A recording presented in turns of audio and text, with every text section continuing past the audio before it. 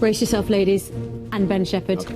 The darling of Downton turned Hollywood hunk, Dan Stevens, is right here. Hello. You're looking... I was saying... last time I saw you, you were looking a lot softer. You're looking all sharp. A little chubby. Where have you gone? Doughy. I didn't say that. Were you? Was I? Chubby and doughy? I don't know. No, I don't think you were. I'm not anymore. No. There was a bit more of you to cuddle. Yeah. You can still cuddle me, though. And no, you just slipped through my arms. Steady. We're going to get on with that. Dan will be chatting in just a few moments, trying to hold her back from the cuddling. Right then, he left Downton Abbey way behind. He's become super hot property in Hollywood. He's Dan Stevens, and he's here to talk about his new role as an all-American soldier. All-American? All-American. Who's not quite what he seems. Let's have a look. Thanks for the drink. You're welcome. I don't want it, though. You can have it.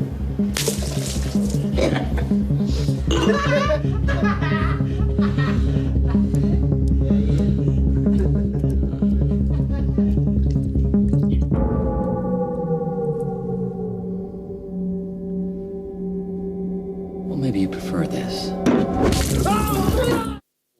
And it goes from there, and it's just compelling.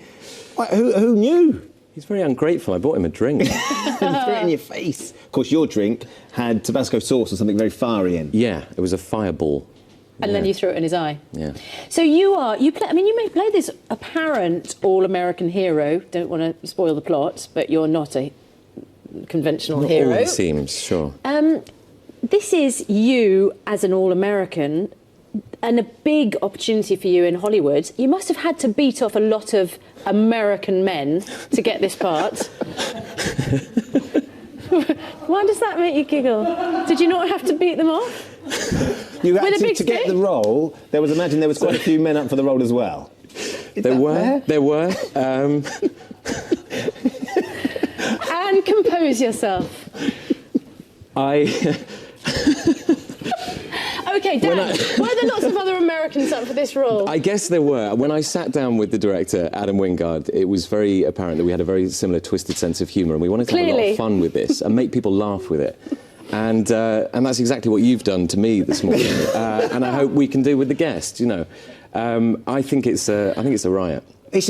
We both talked about this. Susanna and I have seen the film, and we didn't know necessarily whether we could laugh or not, because it's a very serious thriller, and then it goes in this crazy last half hour of and you're kind of sitting there going, is this supposed to be funny? It's taken a really crazy turn, and when we found out that we could, I sort of enjoyed it all the more, but I felt slightly uncomfortable because I wanted to laugh. Yeah, and I think it's great for audiences who don't know what they're getting into, but if people are given permission to laugh at a film like this, which we weren't really in the 80s and 90s, we watched a lot of these kind of action films with great reverence, and these giant muscle men sort of bowled in and killed everyone. Yeah. And we're having a bit more fun with that. We're being very playful with that action genre, whilst also reminding people of that great experience that we used to have in, sitting in giant movie theatres. You had to get into shape. I'm a bit nervous now of asking any questions, but you did have to get into shape, didn't you? Get in shape. A lot of gym, martial arts, some weapon training. It was quite intensive. Shall we have a look at what has made you the most Googled, or one of the most Googled torsos in Hollywood? How long did it take you to get to look like that? That was, I guess 2 or 3 months, quite intensive work. But is it really? I thought Ben Shepherd's torso would be... Well, shall we have a quick look at Ben Shepherd's torso? Let's do it.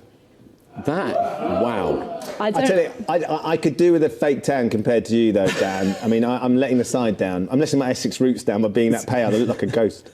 What do you make of that when you see those side by side? What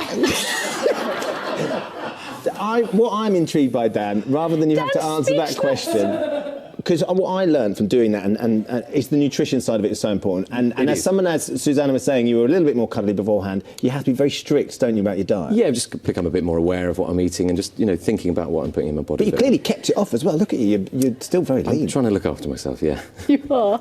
Now that you've done The Guest, are there lots and lots of other big Hollywood projects for you? You're not returning to English period drama? Beating off a lot more actors. We're doing some comedy in Night at the Museum. There's a very fantastic dark thriller called A Walk Among the Tombstones with Liam Neeson coming out, which is very different again. So yeah, just been exploring some you've got range, children, of course. I do have two So kids. doing something like a night at the museum is obviously going to be something you can share, because they're not going to see the guests for a few years, are they? Not for a couple of years, yeah. But they'll be able to enjoy that with you and understand that Dad's in this great. Yeah, and Daddy playing Sir Lancelot, you know, knights and dragons, they love it. Yeah. Do you miss Downton? I do. I miss the guys very much, but I see a few of them when I come back. And yeah, I've just seen the trailer for season 5. Does it make you all jealous? Jealous? Yeah. No, I'm just very glad that baby George has blue eyes. That Yeah, they that's know. a very good point. Yeah. It's extraordinary the sort of the impact it's had, because I'm standing on Night Museum, wasn't you were having sort of Downton-offs with one of the Ben cast. Stiller Ben is a Stiller's huge fan, and we were playing Quiz Up, yeah, but he's yet to beat me, so... Oh, but because he's not and was quizzing you as like a fan of Downton. He loves the show. They all do over there. It's great. Amazing stuff. It's lovely to see you. Nice to see you. It was unexpected. Thanks for making me laugh. Go and see the guest. You'll laugh. Why I'm so early? That was why. Anytime. Dan, best of luck with the guest as well. Thank you very much. It's a riveting film. It really, really is. And good luck. And hopefully we'll see you again sometime. We will see you very when you've had soon. a chance to recover. Cheers. Sometimes interviews take an unexpected turn. You know exactly what you're doing. What are you talking about? Ross King will be rubbing shoulders on tomorrow's show, one of the biggest names from the movies, when he meets the guys down at the Toronto Film Festival. Now it's time to join Lorraine Morning. Good morning to you.